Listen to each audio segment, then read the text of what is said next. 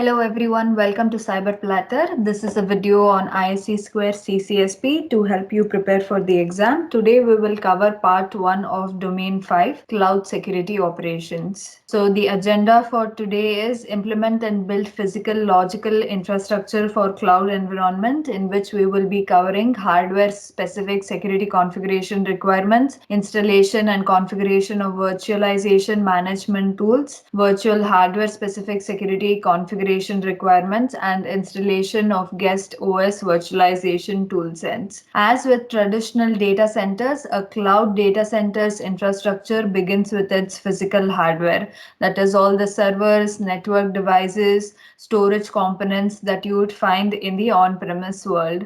We will discuss the factors that we should consider when building security controls around that hardware. Basic input output system BIOS. Servers, like other computers, run operating systems that allow users and other devices to interact with the server. Modern hardware is capable of running a variety of different operating systems, and these operating systems consist of millions of lines of code. When you boot up a computer, the first thing that happens is that the system must initialize and test the hardware and then load the operating system of choice from disk. But if the operating system isn't already loaded, how does the computer know what action is to be performed? The BIOS, or Basic Input Output System, is a very simple operating system that loads before anything else happens on a computer. The function of BIOS is to perform tests, set up the hardware, and then load the operating system from disk. Because the BIOS contains instructions on how to access the disk, the BIOS itself is not stored on disk. You can't load BIOS from disk if you don't have the BIOS loaded to know how to read the disk. So instead, BIOS is stored on a hardware chip inside the device. This type of storage is known as firmware. From a security perspective, protecting the BIOS is absolutely crucial. If an attacker is able to compromise the system's BIOS, the attacker then gains complete control of the system. This can have devastating consequences, so system architects take extra measures to protect the system's firmware. In cloud environments, the BIOS can impact the functioning and security of the hypervisor, trusted platform module, that is TPM, and other critical virtualization hardware. It is important that the cloud service provider tightly restricts access to BIOS settings and limit the ability for settings to be accessed or modified by unauthorized parties. The principle of least privilege should be followed, and only a selected few privileged cloud service provider personnel should be provided access to the BIOS of any system. And after this limited access should be closely monitored for any malicious misuse or accidental damage. Each hardware vendor has its own methods for BIOS management. Cloud service provider security personnel should check with the vendor for any recommended BIOS security and general physical device management recommendations. Most modern computing devices replace the traditional BIOS with its successor, the UEFI. Unified Extensible Firmware Interface is a backwards compatible specification that improves upon legacy BIOS functionality and security. UEFI has a secure boot feature that checks to see the firmware is valid and intact before allowing it to load. It does this by either computing a checksum of the firmware or comparing it to a list of approved checksums, or by verifying a digital signature applied to the firmware by the device manufacturer. If an attacker attempts to insert malware into the firmware, UEFI would block it from loading because the signature is not intact. UEFI may be built upon a specialized hardware chip known as the Trusted Platform Module, or TPM. Now let's see what is TPM. A trusted platform module (TPM) is a microcontroller, that is a computer chip that is designed to provide hardware-based security functions to a system. A TPM is a secure crypto processor, which is a dedicated chip that carries out cryptographic operations.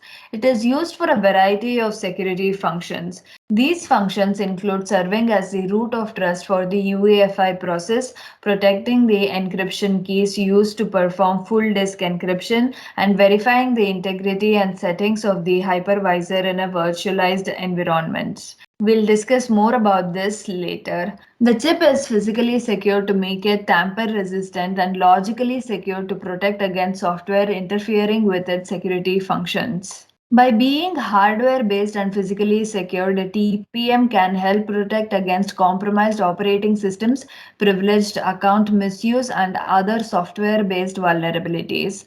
Many cloud service providers leverage TPMs to protect their critical infrastructure from unauthorized changes and to ensure that their complex infrastructures maintain a high level of integrity as things rapidly change. Also, many cloud service providers now provide customers with additional security by providing TPMs using software.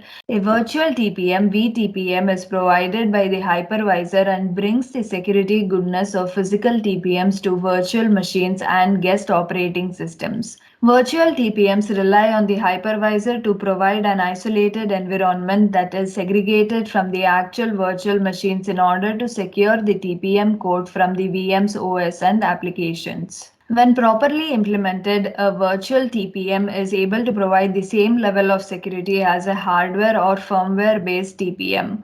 While a physical TPM is able to store its secret in what's called non volatile secure storage, a virtual TPM does not have that luxury.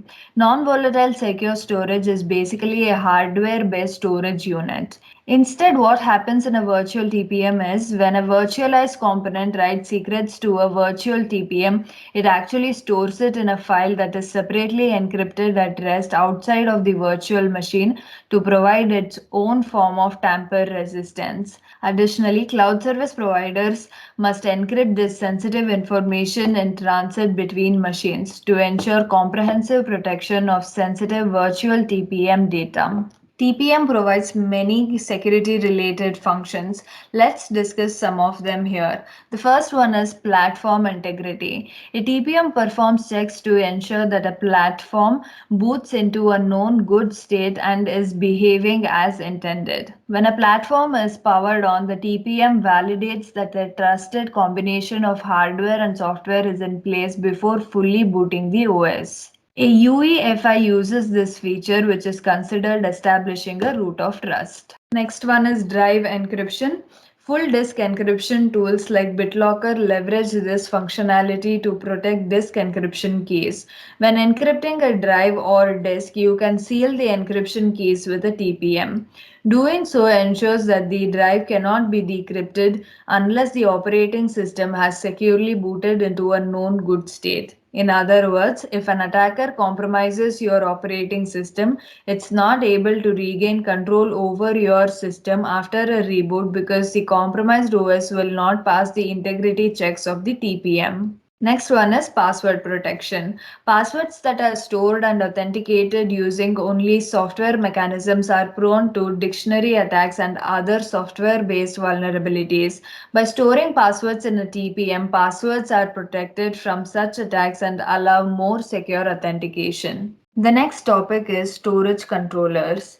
A storage controller is a device that manages and controls storage arrays. It is also called as disk array controller. It virtually integrates multiple physical storage units into a single logical pool of storage and dynamically determines where to write and read data. Many storage controllers are equipped with security features such as controller based encryption.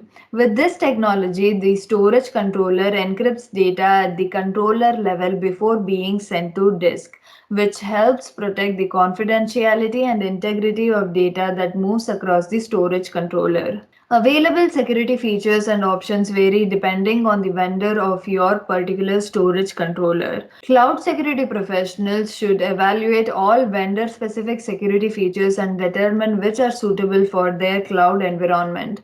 It's also important to consult vendor documentation for recommended best practices in implementing and configuring storage controllers securely. For virtualized environments, storage controllers and associated traffic should be segregated on its own network on the data plane, which allows designated security controls to be applied to the highly sensitive operations of reading, writing, and control data flow. Whenever storage controllers offer the built-in encryption functionality, you should use it. When built-in encryption isn't supported, then it becomes important to use other compensating security controls like network segregation to protect data in transit through the storage controller. Storage controllers may operate with many interfaces and protocols. Cloud environments often rely on the iSCSI protocol for virtualized network-based storage. iSCSI is Internet Small Computer Systems Interface and is an IP-based storage standard that enables the use of SCSI over TCP/IP networks. iSCSI essentially enables block-level data storage over LANs, WANs, or the public internet, giving virtualized storage the look and feel of physical storage via storage area networks. iSCSI supports security features like CHAP and Kerberos for authentication and IPsec for encrypted communications. CHAP is Challenge Handshake Authentication Protocol. It's important that cloud security professionals use these and other security mechanisms to secure storage controllers and their associated protocols. The next topic is network controller. A network controller is a centralized point of control used to configure, manage, and monitor a physical and virtual network infrastructure. A network controller assists in automated management of vast networks and eliminates the need for manual configuration of network components. In cloud environments, network controllers are an integral part of software defined networking, that is SDN. So, to summarize, using a secure boot process and the TPM are just the start of hardware security. Cybersecurity professionals should also put measures in place to protect the security of any hardware components involved in sensitive operations. These include network controllers, storage controllers, memory chips, specialized processors, storage media, and other crucial elements of hardware. Protecting the integrity of hardware requires validating the supply chain to ensure that the hardware reaches the organization in an intact form without tampering. It also requires verifying drivers to ensure that malware does not compromise the interaction of the hardware with the operating system. Hardware integrity requires inspecting device specific security controls to verify poor implementation and applying firmware and driver updates as available to protect against new security vulnerabilities. Now let's discuss some of the best practices for securing servers. First one is secure build. To implement fully, follow the specific recommendations of the operating system vendor to securely deploy their operating system. Secure initial configuration. This may mean many different things depending on a number of variables such as OS vendor, operating environment, business requirements, regulatory requirements, risk assessment, risk appetite, and workloads to be hosted on the system. Host hardening. We can achieve this by removing all non essential services and software from the host. Host patching. To achieve this, install all required patches provided by the vendors whose hardware and software are being used to create the host server. These may include basic input output system BIOS or firmware updates, driver updates, and specific hardware components and OS security patches. The next one is host lockdown. Implement host specific security measures which vary by vendor. These may include blocking of non root access to the host under most circumstances, that is, local console access only via a root account. The other thing that we can do is only allowing the use of secure communication protocols and tools to access the host remotely, such as PuTTY with Secure Shell, that is SSH. And another measure is configuration and use of host-based firewall to examine and monitor all communications to and from the host and all guest operating systems and workloads running on the host. We should use role-based access controls, that is RBACs, to limit which users can access a host and what permissions they have. Next one is secure ongoing configuration maintenance. This is achieved through a variety of mechanisms, some vendor specific and some not. So this particular security measure includes patch management of host, guest operating systems and application workloads running on them, periodic vulnerability assessment scanning of host, guest operating systems and application workloads, periodic penetration tests of host and guest operating systems, right? The next topic is virtual hardware specific security configuration requirements. Configuring virtual hardware requires awareness and consideration of the underlying physical hardware. For example, you would have a problem if you had a physical host with 100 terabytes of storage, but you configured your virtual host to use a total of 150 terabytes of storage. This trivial example demonstrates just how in sync the virtual and physical worlds must be. Each vendor generally documents a set of required and recommended configuration settings for their virtualization products. As the cloud provider goes through the process of generating and configuring virtual images for customer use, it's important that they consider those requirements in order to as the cloud As the cloud provider goes through the process of generating and configuring virtual images for customer use, it's important that they consider those requirements in order to ensure functional and secure management of virtual resources for all cloud customers.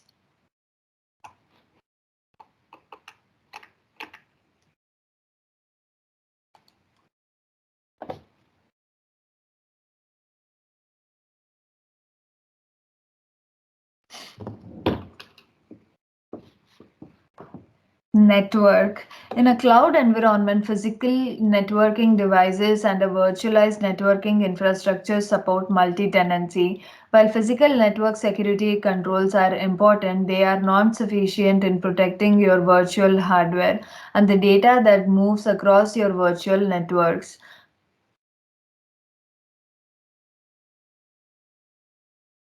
Let's discuss networking now. In a cloud environment, physical networking devices and a virtualized networking infrastructure support multi tenancy. While physical network security controls while physical network security controls are important, they are not sufficient in protecting your virtual hardware and the data that moves across your virtual networks. Appropriate virtual network security requires that you have designated virtualized tools like virtual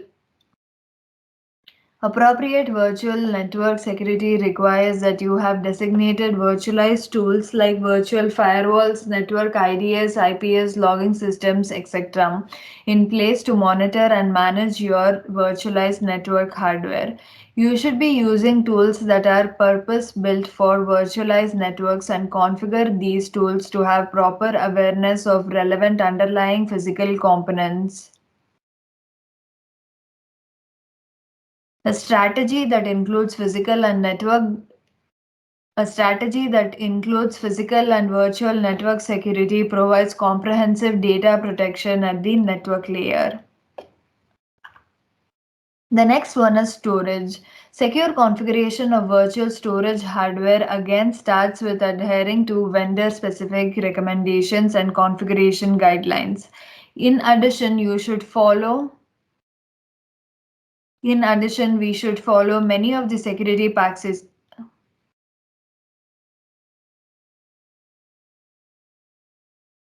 In addition, we can have in in addition we should have we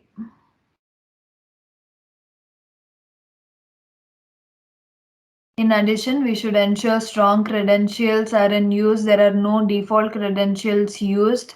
MFA for privileged access to virtualized storage clusters is there. Disable unnecessary protocols and APIs and make sure that you log and monitor all access to your virtualized software hardware.